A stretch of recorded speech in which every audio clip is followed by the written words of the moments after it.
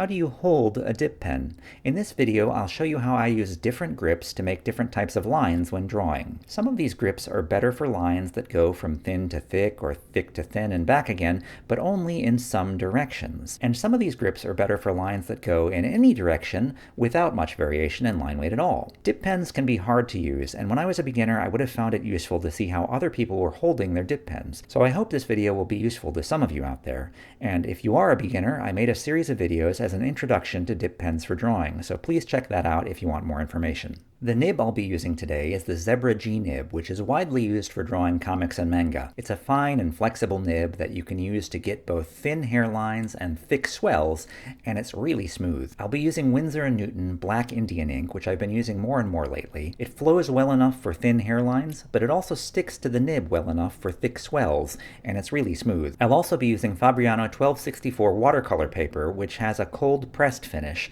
and so it's not as smooth as Bristol board, but I find it to be smooth enough for dip pens, and I've been using it more and more lately instead of Bristol board, but Bristol board is also good. I'll be using two different nib holders today, the Tachikawa T-25 nib holder and the Speedball Oblique nib holder. The oblique nib holder is popular for calligraphy, and I only started using it for drawing a few months ago, but I like it a lot with the Zebra G nib. I'll put links to these art supplies in the description of this video. I shot a lot of this video using this side-on view instead of the top-down view that I've used in a lot of my other videos, because I want you to see how I'm holding the nib. I want you to see how the nib is touching the paper and how the tines are spreading apart when I move the nib in some directions but not in others. I guess it's harder for you to see the marks I'm making on the paper, but I hope it's easier for you to see the nib and to see my hand. I like to rest my hand on the paper, but my hand sticks to the paper, and so I like to put a piece of tracing paper between my hand and the paper to protect the paper. But my hand sticks to that too, and so I also like to rest my hand on a playing card or wear a drawing glove to help my hand move smoothly over the tracing paper. For the first grip that I want to show you, I rest the nib holder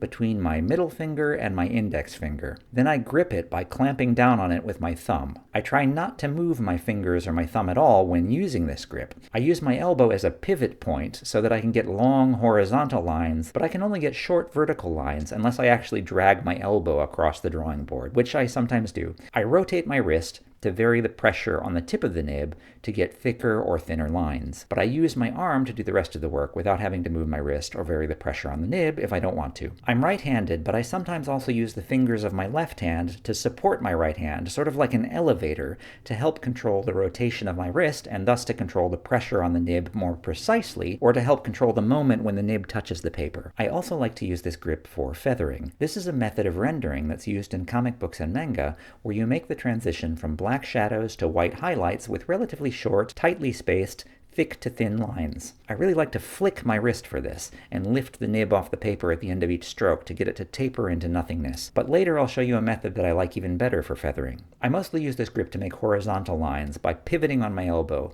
pushing the lines away from my body rather than pulling them towards my body. If I want the lines to go in a different direction, then I rotate the paper, but I pivot my arm in the same direction as I did before, so it's always the same stroke. I guess it's not really horizontal, it's a line that goes from lower left to upper right, but I'll keep calling it horizontal to keep it simple. Some people say that they're throwing lines when they're pushing lines away from themselves like this, but instead of throwing or pushing lines away from your body, you can pull lines towards your body, drawing them towards yourself, which I guess is literally what drawing means. And I sometimes also use this grip for that, for vertical lines that I pull towards myself, like hatching lines. With this grip, that means that I'm drawing with the side of the nib without flexing it very much, and I can get these thin lines without much variation in line weight. If I want the nib to flex in this direction, then I rotate the nib.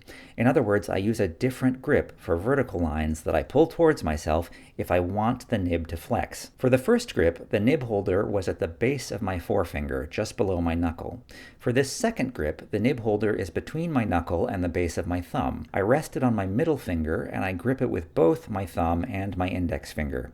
This is basically the same grip as I use for handwriting with a normal pen or pencil, but when I'm drawing, I try not to move my fingers at all unless I want to draw a really small detail, like something the size of a letter that I would make when handwriting. I can pivot on my elbow, as I did for the first grip, but the nib is perpendicular to where it was for the first grip, and so now I can get horizontal lines without variation in line weight, and I can get vertical lines with variation in line weight by tilting my wrist up and down. I use this grip a lot lot for drawing outlines, where I want to curve with variation in line weight. The first two grips are useful when I want some variation in line weight. The difference between these grips is the direction in which I want the nib to flex. If I want the nib to flex when I'm making horizontal lines, then I use the first grip. If I want it to flex when I'm making vertical lines, then I use the second grip. If I don't want the nib to flex at all in any direction, then I use a third grip. For this third grip, I rotate my wrist so that the palm is almost facing downwards towards the paper, and only the tip of the nib is touching the paper. The nib holder is vertical, and my thumb is once again clamping down on it. This is like the first grip, but with my wrist rotated so that the nib holder is vertical. Sometimes I even hold the nib itself between my index finger and my middle finger, and so I end up getting ink on my fingers, which is something to watch out for. But it's not necessarily a problem if you don't mind getting a little bit inky if you can keep the ink off of your drawing paper. The nib doesn't flex very much when I hold it like this, and now I can get a thin line without much variation in line weight when drawing in any direction. This works well with the Zebra G nib, but if you try this with other scratchier nibs, then they may just catch on the paper, so watch out for that. I've been using this oblique nib holder more and more lately. I mostly use the second grip with the oblique nib holder, and I find that I can flex the nib a little bit harder than I can flex it with the normal nib holder without it dumping all of its ink at the same time. It does still dump its ink if I flex it too hard, but it doesn't seem to do it as often, and so I can sometimes get some really wide swells. I really like this nib holder with the Zebra G nib. It's great for feathering when I use the second grip, whereas I struggle with vertical feathering with the normal nib holder. And I like this method of feathering better than horizontal feathering with a normal nib holder. And there's something about this combination that I really like for curved outlines with some variation in line weight. It's also great for calligraphy, of course, and this combination of nib, nib holder, ink, and paper is smooth enough that I can actually push the nib upwards, even at this angle, to get these hairlines without catching on the paper and bending or breaking the nib, and then I can pull the nib downwards and flex it to get these lovely thick downstrokes, as you would for some kinds of cursive lettering. But the Zebra G nib can also wear out fairly quickly, and you may need to replace your old nib with a new one if you find that you're not getting smooth upstrokes or smooth hairlines anymore with this or any other grip. I don't really use that third grip with this oblique nib holder, but I can get a similar effect with something like the second grip if I just rotate the nib holder so that only the tip of the nib is touching the paper.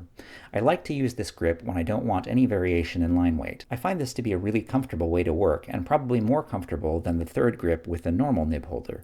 I think the oblique nib holder is actually really good, not only for calligraphy but also for drawing. So that's how I hold a dip pen, and I use different grips for different types of lines. But I'm sure you can find other ways to hold a dip pen, and you should play around until you find some ways that work well for you. If you're a subscriber, then I should say I'm sorry that I haven't made any videos for a while. I had emergency surgery to remove my appendix earlier this year, which was surprising at my age, and it really slowed me down for a while there, but I'm trying to get up to speed again with some new videos, and I'd really like to know what you'd like to watch. Reviews of pens, inks, and papers, or tutorials about how to use them, or tutorials about how to draw specific subjects, or general techniques, or what. Please let me know in the comments. Please also like this video, and if you're not a subscriber yet, please subscribe to my channel for more videos about pen and ink. Thanks for watching!